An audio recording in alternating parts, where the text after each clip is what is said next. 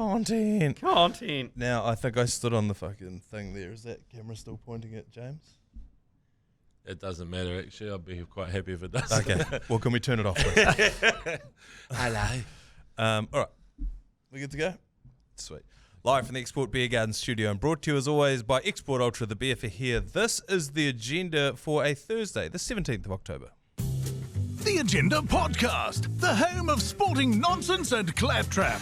Brought to you by Export Ultra. And later on in the show, we will be joined by Ali Williams, who is in the car wash at the moment, which is what we refer to when someone comes through and is interviewed by every media outlet in the building. Yep. I'm sure he's been at every other building. I know he was in at Sky on Tuesday. He's on my team for Game of Two Halves tonight, 8:30 p.m. on Sky and Sky Open. Yep. But joining us on the podcast this morning is New Zealand's answer to Adrian Wojnarowski. It is James McOnie. Good morning, McOnie. Good morning. Woj bombs, boom, boom, boom, boom, boom, everywhere. Yeah. And a more obscure reference that I was trying to get off on social media was James Sharania. Because Woj just retired. If you don't know, I've got no idea what you guys These are the about. NBA reporters who come up with all the early scoops on NBA stuff. And Woj is a Hall of Famer. He just retired this year, and in his stead is now this dude Shams Charania that's picking it all up. Yeah. So James Charania. No one got it. It's fine. Yeah. But you broke a Woj bomb. Was it last night? Night before, maybe? Early. I was midday yesterday. I just got sick of all the New Zealand journalists were just not onto it. So I don't really want to do this. I don't want to have to put out stories or angles, but I'm just like, oh, for fuck's sake. So I just said, that Hoskins Sotutu will not be playing for the All Blacks 15, that he had turned down Razor to play for the All Blacks in Japan because he's got a knee injury. And so, but crucially, that means it keeps his options open, doesn't it? Yes. To go skippity-doo overseas and play for either England or Fiji. Qualifies for Fiji, of course, through Waisaki, his dad, and his mum is English or has an English passport. So he's got options, So is that because he has played for the All Blacks, right? Yeah, but I think the last game was in 2022, so it's a 3-year stand down if you want to play for another nation. So next year he'd be almost straight in there. Yeah. Oh, man, they'd put him straight in, wouldn't they? I think England would love it, but then can they afford him because English rugby, club rugby is a little bit dicey at the moment. But if the RFU said, well, we'll talk to our people because they've got plenty of money. They've got so much money. They own Twickenham. Also, they own Twickers and Range Rovers. Yeah. And Range Rovers and estates. Yes. And those weird little tight gumboot things that they wear. But couldn't you, are you allowed to play in France but still play for England? No. Oh, you have to play in England. You have to play in the English Premiership, and that's the thing. So for Fiji, they'll say, wherever you are, we'll find you and come and play for us. Yeah. And so that'll be pretty cool because even if they started assembling a team of Fijians who were sort of thinking about playing for another country or whatever, like a Tavatava Nawai or whatever, although they've got lots of wingers, right? But you start getting your Hoskins Sotutus coming around. Mark Nawanganitawase. Exactly. Won't have played Union in a few years. True. Exactly. I nailed that pronunciation, by the way. Yeah, you're bloody good, mate. I just call him Nawal. I can't deal with it. And so, that would be incredible. But, playing for England, I kind of applaud if he does it because it's the most trolly thing to do. Also, financially, the best thing to do. I think you could be right. But Yeah. it's tricky because he would command so much money in France or Japan. Yeah. He is... France in particular. But while still playing, by having international, goals, England's the best one because he play international rugby and get paid a shitload. That's the thing. If you want to sort of cement your legacy as a really great test player, well, then England, you got so many opportunities to just go, the tilt at the title, of course, world title, but the Six Nations is a big deal, even though we sort of think it's the box kicking championships, the world box kicking champs. The force back champs. Yeah, exactly. It's sort of like, okay, we accept it's quite good, but except for Italy. Oh, they've improved. But yeah, so. I look at that French competition and I think if you're like, obviously everyone wants to be an All Black, every kid in this country, but there's nothing wrong with just being a professional rugby player for a job. And if you're going to do that, you could do worse than France. Those parades that they throw after they win the championship, the crowds that they get at those games, it looks like a sick place to be a professional rugby player, doesn't it? It is. The only issue with France is how long the season is. They pretty much grind you down. So if you're a number 8, they're expecting so many carries, hit-ups, what do you call it, like Your jackals. your jackals, you're turning up to rucks, your clean-outs, all that sort of shit. And it goes on forever. That's why France are threatening to send an understrength team to New Zealand next year, because their season is still in playoff mode, and they're like, well, we do not care about the Nouvelle-Zélande. We bombed you once, and now we just ignore. Fuck you. Fuck you. Can we still do a French accent? Gail, fuck you. I think you can do French, yeah. French is still okay. We will not get cancelled for doing the French accent. Yeah, any white guys I think about a fair game. It's sort of weird. Italian, French, No, Spanish. but I think Italian. I feel like you can get cancelled for being too Italian. Oh, really? I think you might be right with that one. Why? Because the don't mafia know. will come after you, or you? Yeah, you just don't want to piss them off. He keeps doing that. Like, Yeah. no? Open season on the Irish. Go hell for leather on really do. Irish, Yeah. Scottish, Yeah. English. Russians are all good, Don't get me started, but the Russians are still okay. we have a great Russian IT support man named Serge. Shout out to Serge. And Serge came down, and he was changing over servers for each brand, and he came down here, and the Flavor radio station is just here, next to us, and he was looking a bit lost, and I said, "Are you right, Serge?" And he goes, "I am looking for someone from Flavor."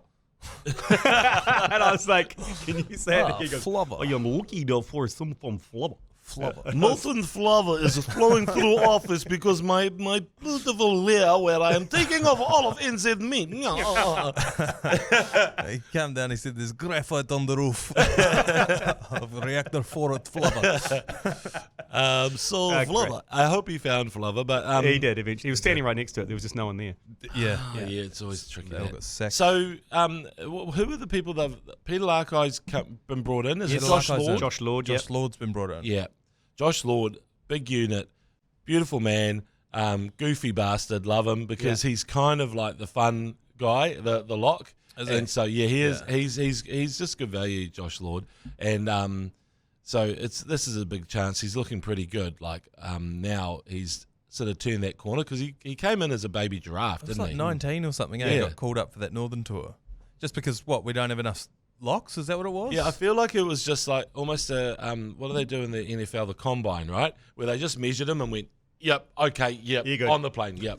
Tamati Williams, Pasteleo Tosi, all these kind of guys. Yeah, yeah. Are you 6'8"? Yeah. Do you want to come play for the All Blacks? Yes. Yeah, you do. Have you heard of them? Yeah, that's right. I was wondering if maybe he was a bit of a who's our man, American Dad, Luke Jacobson. Yes. Because he looks like a future All Black captain, like physically. Yeah. That's what he looks like. And I always wondered if that's why because he got called into all of those Chiefs early, into the All Black squad early. Oh, you think he's getting pretty privileged? I think he was getting a little bit of pretty privilege. Now, he's backed it up. Yeah. But I do wonder because he's one of those guys that an All Black selector, a rugby coach looks at and goes, yeah, I want him to be. So do you reckon Carter isn't actually the GOAT? He just got pretty privileged the whole way through, possibly? I think he's definitely the GOAT, but I think the pretty privilege helped. It did it. I think it helped to get in a few teams there. Yeah, because you look at the likes of who was Simon Culhane. Yeah. He didn't get much privilege. No, there's nothing. That's He's right. battling away, and he's like, "Come on!" And they're like, "Nah." Even Mertz to agree. He's quite cute. Yeah, he's Mertz. cute, but he's not hot. No, but like, Carlos is hot. Carlos is hot. Dan Carter's hot. Dan Carter's hot. Nick Evans, nah. So it was skipping him. Bowden's good looking. He sorted out his teeth. Yeah. He is hot now, Yes, and he is. and he's kind of like a how would you call it? Just like a storybook hero, you know? Yeah. You can imagine him on a horse and Prince riding. Charming. Yeah, he's Yeah, a Prince that's Charming kind of- sort of lad. D-Mac's the hot. saddle. D-Mac's a hot guy. Yeah. I mean, obviously, Richard Kahui would probably be right up there with. I'm just thinking tens, but you know. Sorry, but yes. yes. Kahui, you're just changing the whole paradigm, and you're just going hottest. If we're going, yeah. But I mean, hottest. would you say, would you say if we're going Australian, would you consider Stephen Larkham to be hot? When he was playing, I don't know. Nah, he's a bit Skeletory for me, like just a bit. I know what you're about saying. Larkham. Yeah, I Because mean, with the headgear and the tape everywhere. but you put him in the linen suit beside a Spanish villa, and you're going, oh yeah, okay, just a bit okay. of shirt unbuttoned. It's a man salmon shirt Yeah, underneath. exactly. The And linen you're going, coat. Yeah. I get it. He does have a touch of the James Bonds about him now as a coach, I think. Yes. So I think he does have leading man looks, and he's got a mole in the right place. You know, like he's got a good mole. One of the great moles. One of the great moles, Stephen Larkham. Yeah, I've always said that about Stephen Larkham. He goes through gaps, and he's got one of the great moles. Ethan Blackadder's also out as well. Yet another injury for Ethan Blackadder. I mean, he can't. Is it just because he's too reckless? Is this what it is? I don't know. It's just he's just dangerously unlucky. And Dalton Papali'i as well. But so it's interesting to me that we're only bringing in Peter Lakai and Josh Lord. Wouldn't we want another Lucy in there? Well, they did ask our mate Mike Hoskins Sotutu, and now they're going, change your plan. Shit. Okay, so not you. By the way, should they be playing a bit of Australian crawl to Ethan Blackadder, in his rehab? Yeah. Well, how do you mean? Don't be so reckless. Throw down your gun. Because I just heard you call him reckless. It takes a while to get into the chorus on that song.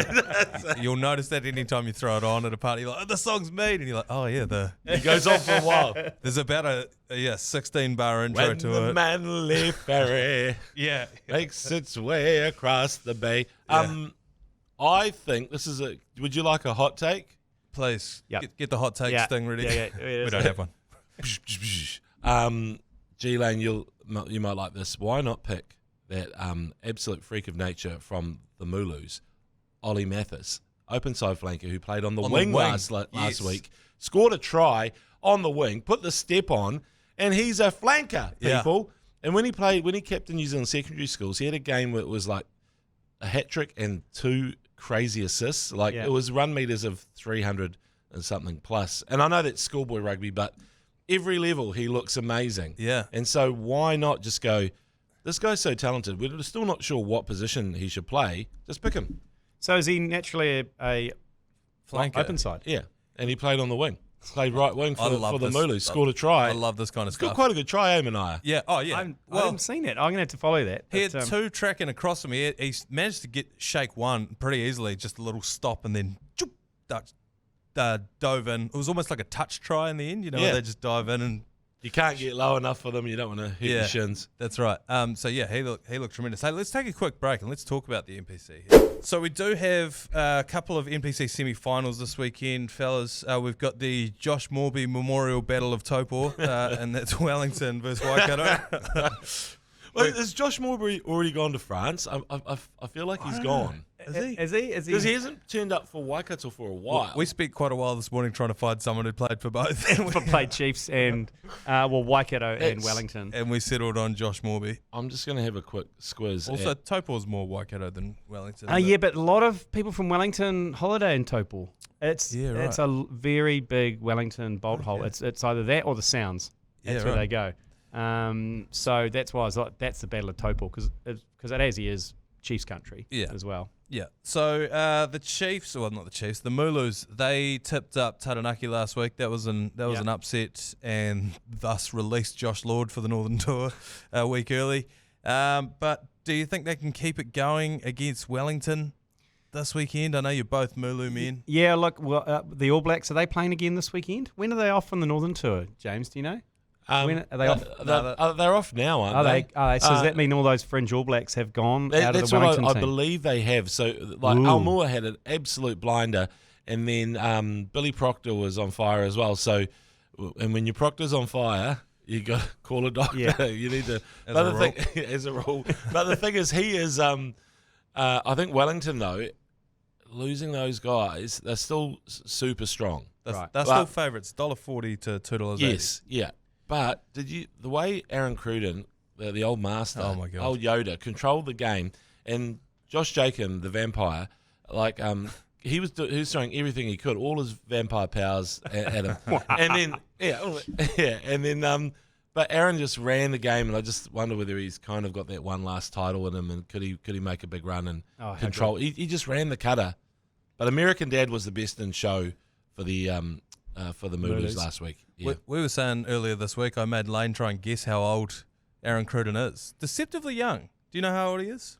Oh, 32? He's 35. Oh, right, okay. I thought he was late 30s. He's been around for so long. He was so young in 2011. He was skateboarding, remember? Was he?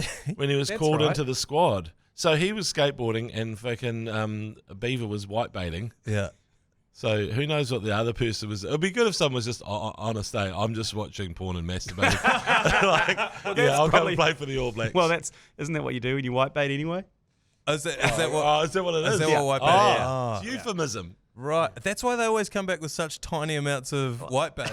It's like, so you've been out there all day and you've brought back one little snaplock bag of whitebait. Yeah. It's like, yeah, well, I've been doing other things as well. Imagine getting Ted on the phone though while you're going for it. It would just be I don't know whether it would help or whether you just sort of all of a sudden it would just be all off. No, I think it's all off. It's all off. Hello. I've got a better offer for you. Come and play for the All Blacks. Do not tell me you're masturbating, Beaver. Are you? Are you? Stop it. Stop it. Oh, here you go, Ted. To be fair, you got me there. You got me, mate. Well, mate, I'm down the river. You know, what do you think I'm doing down here? That's my best beaver. I've lost it a little bit. I had a great beaver there for a while. Yeah, that's right. He clips the ends of the words, doesn't he, a little bit? You got to drop it down as low as you possibly can. To be fair. And then run every word in the back of the last word that says it up. And then that's basically how it goes.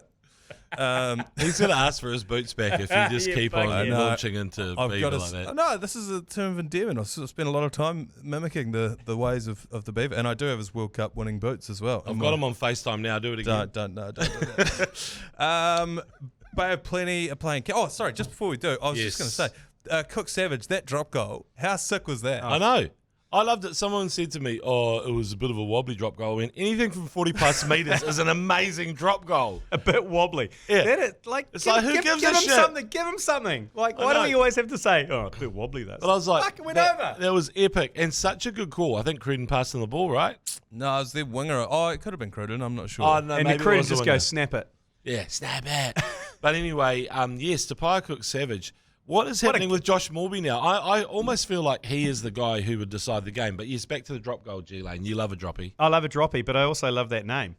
Tapia Cook Savage. Yeah, it's powerful. He needs to be an All Black. Well, it pretty much sums up a lot of the early history in New Zealand, written by mainly the Cooks, mainly by the British, really. Tapia Cook Savage. His whole whakapapa in his name. Exactly. But it was the way he did it as well. As soon as he got that ball, he knew that's what he was going to do. And I feel like he'd been waiting all season for that very scenario. Someone doesn't find touch. He's been like, I've been trying this at training every day. I know I can do it. And everyone else around him was okay with it too. Because up until then, they were hammering the try line, right? And then they tried to clear it, didn't get it. He's like, I'm going to fucking slot this from 40. Yeah. Watch this. I know. And you could see the crowd in Taranaki, they were just going, what the fuck? This isn't the script. They all turned out in huge numbers and on one side of the... Wrong side too. They put them on the wrong side. No, the cameras can't change. But it'll be sorted next year maybe, but... the way that Taranaki came back and the forwards kind of like mowed through everybody in the second half, that was bizarre to me. I just couldn't work out what changed. Yeah, what changed and how they couldn't win that because they just made so many misses and every single time Waikato tried to truck it up, they're just like brick wall, Taranaki defence in place. Well, there's a reason why the second half Taranaki lost, and that was the curse of coming on the agenda. We had Barnsley on the week before. On the week before, and before that we had Brad Shields on before their Shield challenge. Oh no! And both of them were both very, very quietly confident, weren't they? Yeah. And then they came on this podcast, and then 4 days later, both of them. We actually, now that I'm looking at it and recognising the pattern, we also had Nigel Walsh, who's the coach of South Canterbury in the Heartland, on before they lost their first game in 5 years. Did you? Yes. That was about 2 or 3 weeks before that happened. No, but that's still a curse. And we talked about the Banffrey Shield Challenge with them and what we could do to whip around. We actually, I'm now remembering back, we said we'd do a whip around for the next challenge. I know. And he said, we haven't won it yet, boys. Yeah. We're like, yeah. Could you call that interview thing the shit the bed segment, and sell it to someone who either beds or shitting? Oh yeah, or like depends. Kind of Metamucil. Yeah, Metamucil, like a laxative. Yeah. Well, we've got Ali Williams on next, and he's got his debut game for Auckland FC. Oh, if they lose, no! Oh shit! Don't tell him. Don't tell him. He's outside now. Don't tell him. If they lose, you'll know what. But also, just imagine if they don't know that the segment's called that. Welcome to the Shit the Bed segment. For the next person who's going to absolutely shit the bed, Neil Barnes. How's it going? We actually had to tell Barnesy we've got his jacket, his Chiefs social club jacket. Yes. He's like, I was wondering where that had fucking gone. Oh, no, that's right. You got given it by one of your mates, and now he wants it back? Yeah, I said, Kent Curry, and he goes, fucking Kent Curry. He wasn't happy. How did you get hold of it?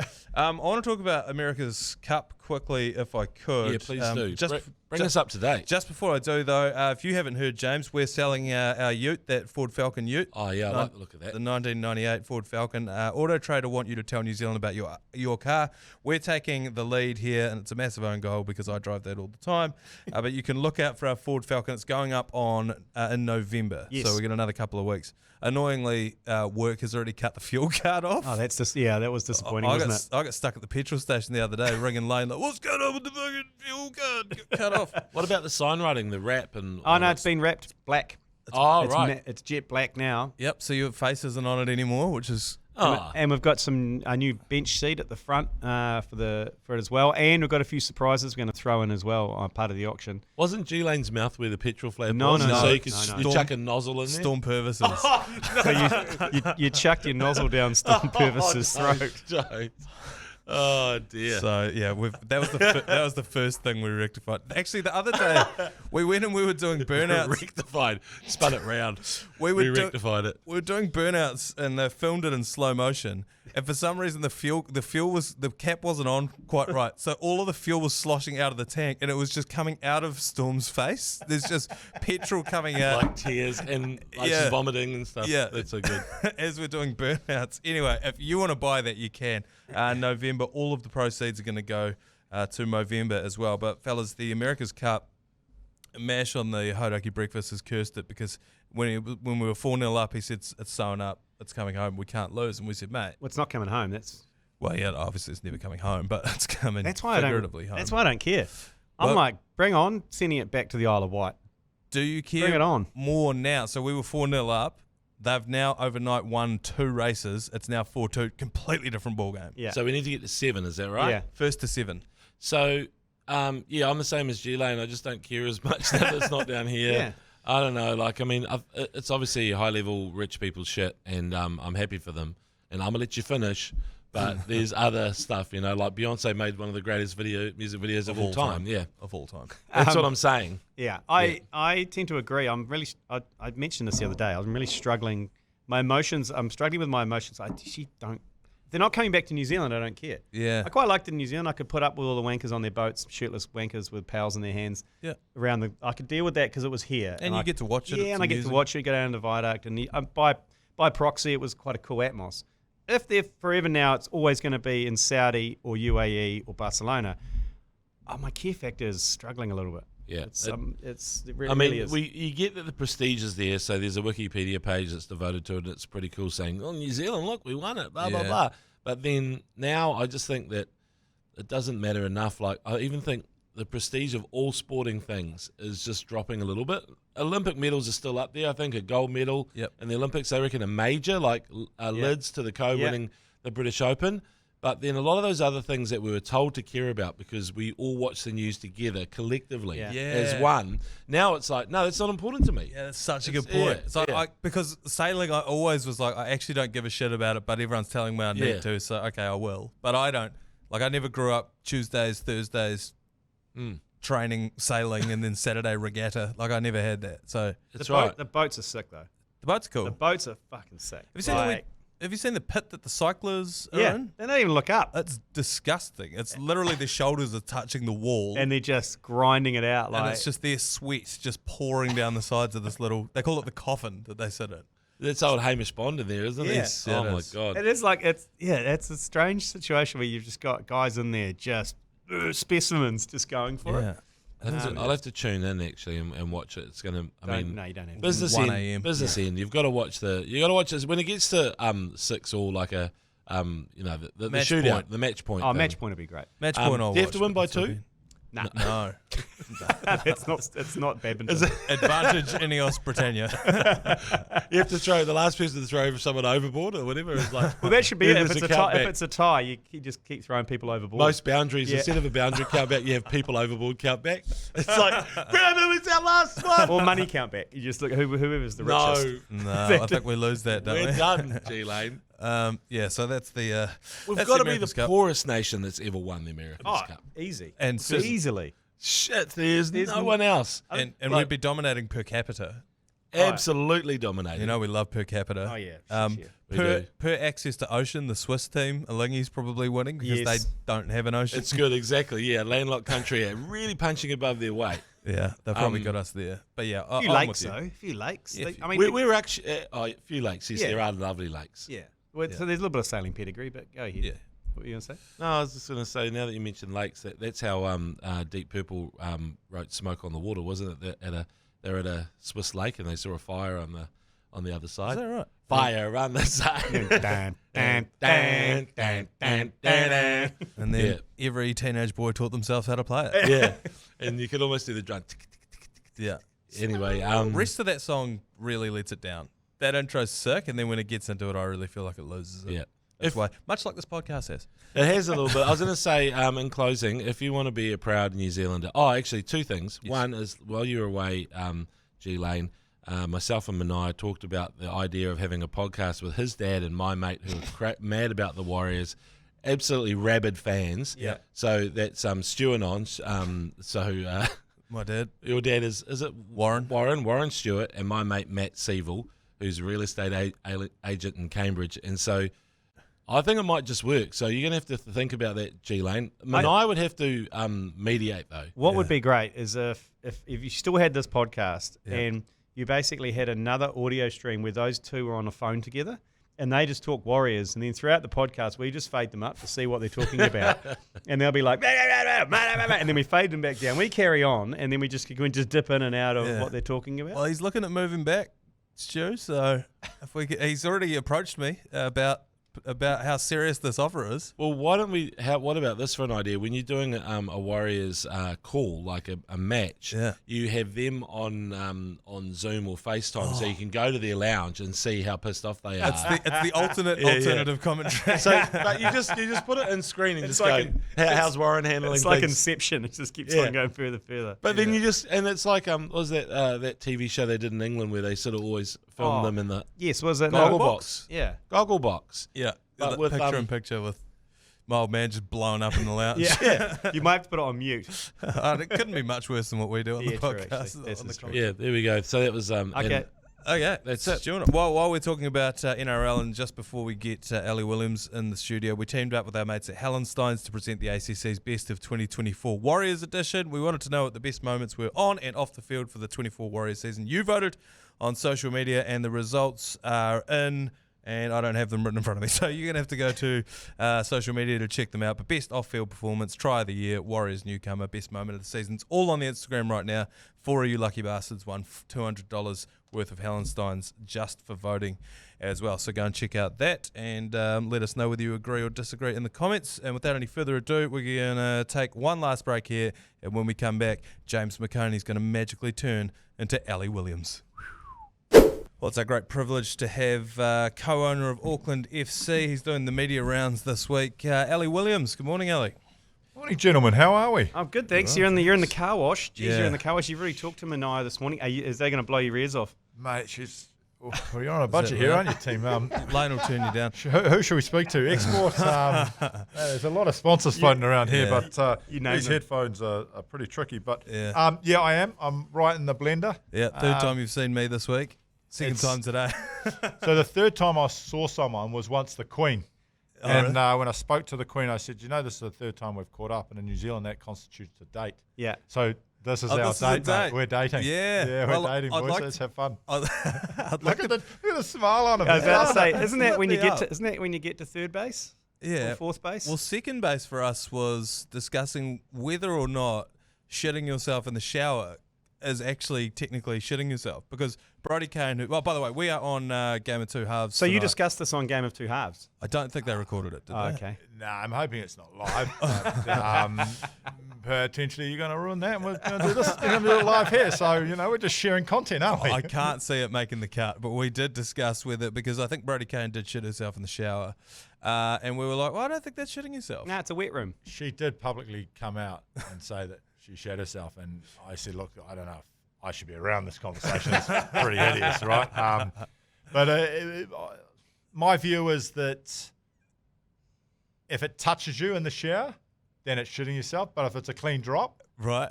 Yeah, that's probably just an informal execution of what can be done in a different manner. Yeah, well, I mean, look, I tend to agree, and it just a little bit of waffle stomping is between you and getting rid of the evidence, isn't it? Yeah. Waffle stomping. Now, here would be the real talk about it is it forefoot or is it the rear heel? I've never done it, but I know Lane's done it multiple times. It's definitely the ball, not the heel. It's got to be the Yeah. No, it's Is got to it? be the heel. No. I was picturing heel. If you're whacking, if you're whacking the front, that is doing toe squidge and everything. Yeah. That's no good, mate. Oh no, I'm not talking toes. Like if you like that little ball, because that's way more dexterous. Hit the heel, mate. We're in safety zone here, mate. It's way You more know what I mean? dexterous. Even though it's yours, it's not some cow or some random. The feeling of it between your toes, I couldn't. Yeah, and also, but Lane, do you have cracked heels? Is that the issue? Yeah, I do actually. Severely cracked heels, so I don't want any sort of excrement in there.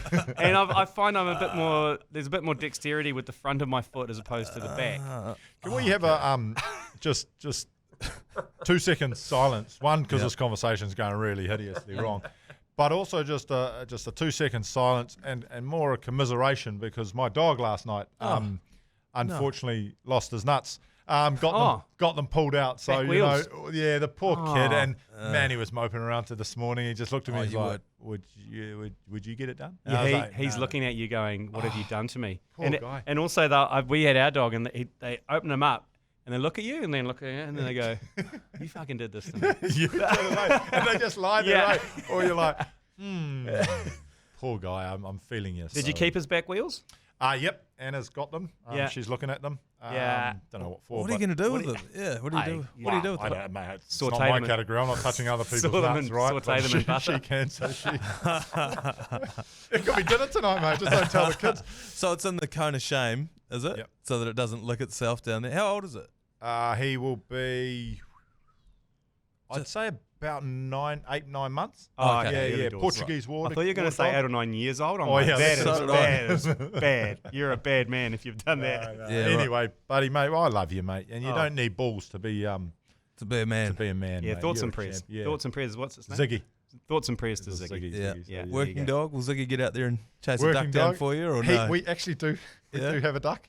You've got We a have duck? Daisy. We have Daisy, and Daisy's about 3 weeks old, and the kids, they're quite adventurous, our lot, and they go to Keith A Park, and in that duckling type of time, Yeah. they walked up to us and they said, the poor duckling was by itself and had nothing, blah, blah, blah. Anyway, Okay, yeah, I can see where this is going. Anna loves her animals, so Yeah. she's like, yep, bring her home and we'll look after her. So you get a dog with no nuts and a duck. And a No, duck, a kidnapped duck.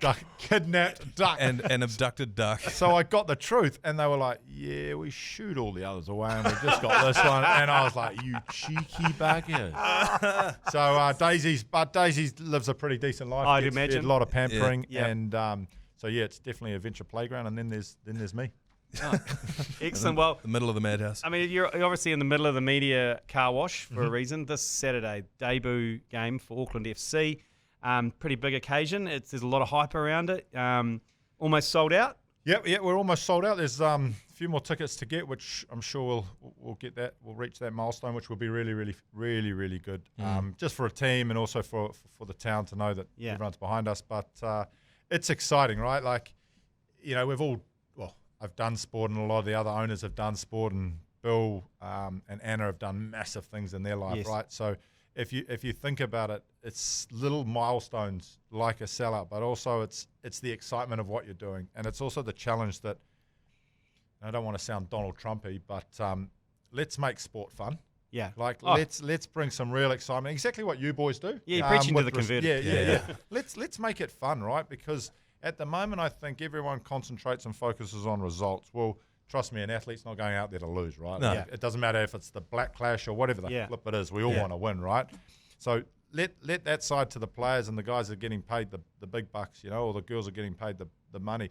But as supporters, let's have fun. Like, let's enjoy it when we lose in a weird way, because we can chuck some banter out, blah blah blah. Let's enjoy it when we win, but let's also enjoy it when it's you sitting next to your mate and something happens, and you look at your son or your daughter and you say, man, they had a lot of fun at the game and wearing the merchandise and all that sort of stuff. So we're challenging ourselves to have some fun, be lighthearted, and enjoy and give back to the community. Yeah, I can't agree more. And it's kind of the journey that I think the rugby union's going through around.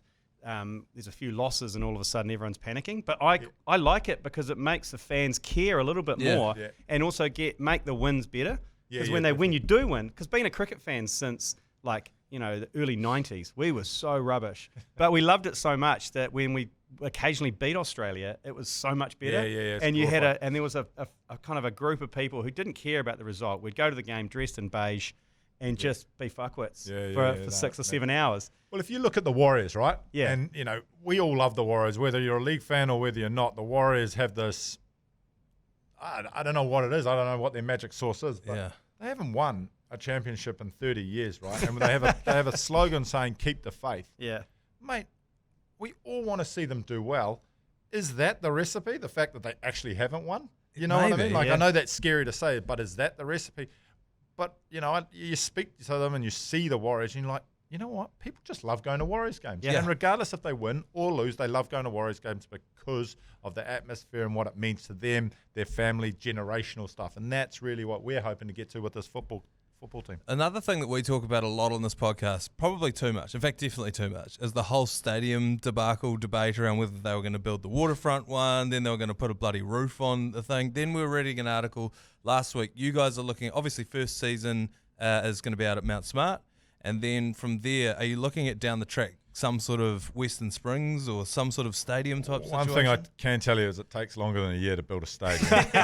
So it won't be next year and it probably won't be the year after. But I think given our ownership structure, given our passion and loyalty to this town and sports in this country, we are looking at every options. Yeah. And how can we change it? You can't just change it from a sports team point of view, but from an eco structure and from a physical structure. Yeah. That's how you change it and turn entertainment into it. So yes, we are looking at those things, and Western Springs is a great location to do something like that. But we've got to go through the process like anyone else. We've got to go through the process, but we're committed. Yeah. Let's put it that way. We're committed to give the fans what they want, but it's not solely about sport. It's entertainment. It's creating a precinct that people can sing and dance on. I've been crying out for this. I've got nothing but admiration because I dipped my toes in, Jeremy Wells and a few others, when the cricket debate was going on about where cricket should be. Mm-hmm.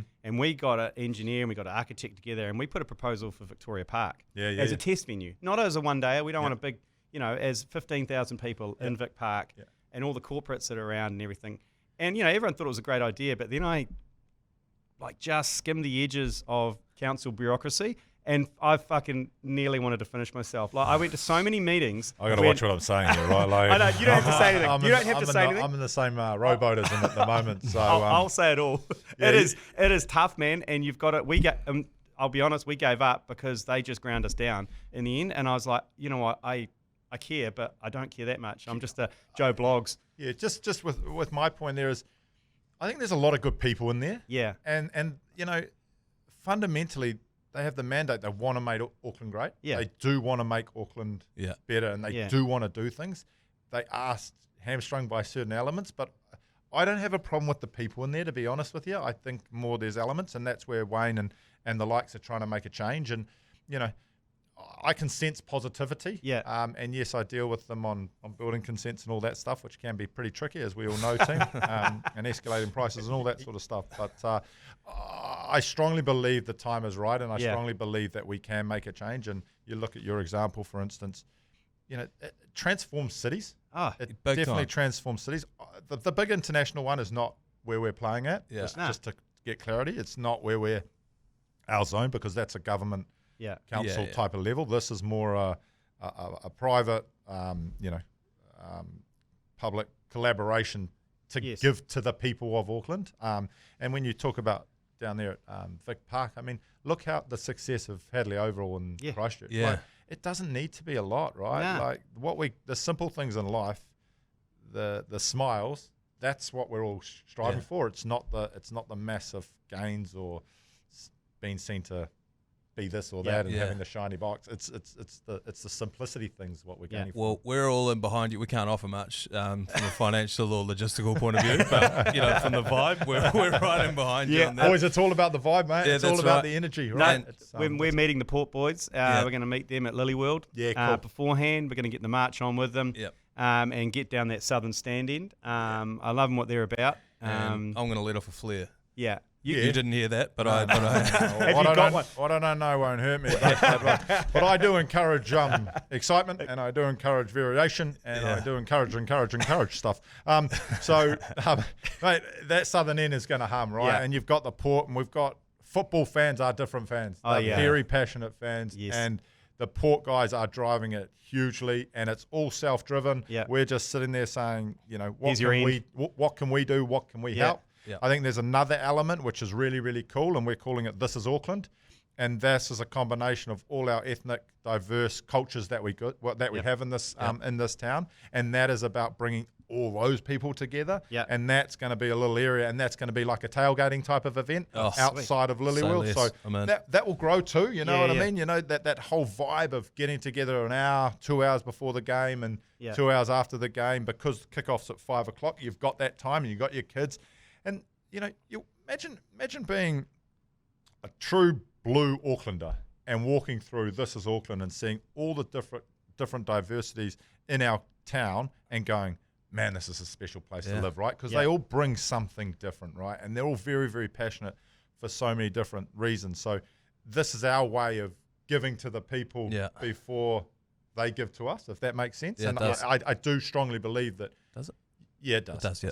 I thought it does. And so that's a real passion of ours, is to really bring in the greater Auckland, not just 20% of people that actually born and bred in Auckland and still back here, because, mate, we've got Wellingtonians, we've got Christchurch people, we've got Dunedin people, all that sort of stuff, but we've got massive cultural diversity, and let's walk towards it, not away from it. Looking forward to it. Lane has got a couple of questions he wants to ask you this morning. We do a 22 questions in 2 minutes. It's a very quick yes/no. We've had Kyle Mills come in here, Ish Sodi, Liam Lawson. Who, what a champion! What a legend! Fly the flag, kiddo! What a legend! Very simple. The quick fire. You don't have to dwell on it. Is there right or wrong? There's no right or wrong. No judgment. No judgment. No judgment. As he looks at me. Ali Williams, 22 and 2. Coffee or tea? Coffee. Sex or drugs? Sex. Hard or fast? Hard. Would you rather wake up nude next to Dan Carter or Richie McCaw? Done it, both of them. Thai or Indian? Thai. Eat out or dine in? Eat out. Freddie Mercury or Elton John? Elton. Wet or dry? Wet. Dogs or cats? Dogs. Travis Kelce or Taylor Swift? Taylor. Andrew Hoare, Anton Oliver and Brodie Retallick. Who has the biggest downstairs? Oliver. What rugby legend would you bring back from the dead? Ali Williams. Are you dead? No, in terms of my playing ability. Shit, you want to sit from the dead, Jonah. Okay, if the ceremony to bring back Jonah... Jerry Collins. Jerry love you, brother. If the ceremony to bring them back resulted in you talking like Stephen McIver for the rest of your life, would you still do it? For the sake of the country, 100%. Have you ever fired a gun? Yes. Have you ever killed anything bigger than an insect? Yes. Who's the most famous person you've met? Nelson Mandela, the Queen. Oh, yeah. I've been pretty lucky. Heavy hitters. Yeah, I've been pretty lucky. And now it's trumped by you two clowns. Let's get into it. If you had a reoccurring dream that a snowman killed himself with a hairdryer, would you be concerned? Oh, isn't that on Frozen? Is it? Is it? Mate. Every kid. Mate, the sun comes in. What's that? Right. What's the So would you be concerned? No, mate, let them watch it. If you were offered a knighthood, would you accept it? Probably not, because probably don't think I deserve it. What age do people say... Is a knight someone that goes to battle? Yeah. Well, you've gone to battle for our country. You're going to battle. Yeah. The battle's just begun for you, I think. It has just begun, that's for sure.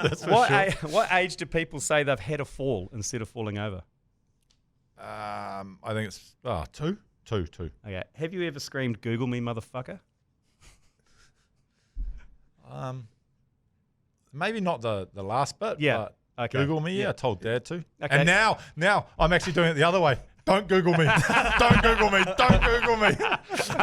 And last question. If you were going to get a statue made of yourself, yes, what pose would you be in and where would you put the statue? I'll give you time to think. An example: Tim Southey is nude on a horse, Of course he would be. rearing up and he's going to put it on the front of Dan Vittori's house on his lawn. Oh, okay. So that wild. That doesn't have to be wild either. Well, I'll go with Southey too. Let's go nude. Yeah. Pitch. I'd probably do the albatross swaying tree type of pose. Legs slightly wider than normal position, but sort of shoulder.